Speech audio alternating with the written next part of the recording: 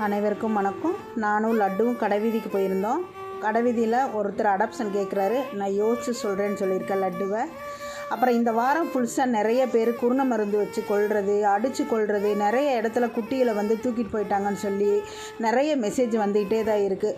இதுக்கான ஒரு தீர்வு யார் எடுக்கணும்னா அந்தந்த ஊரில் இருக்க நகராட்சி எடுத்தால் மட்டும்தான் இதுக்கான ஒரு தீர்வே நிறுத்த முடியும். ஏன்னா இனப்பெருக்கம் அதிகமாக இந்த மாதிரி நிறைய நடந்துக்கிட்டே இருக்குது. அதுக்கு நகராட்சி மட்டும்தான் தீர்வுங்க.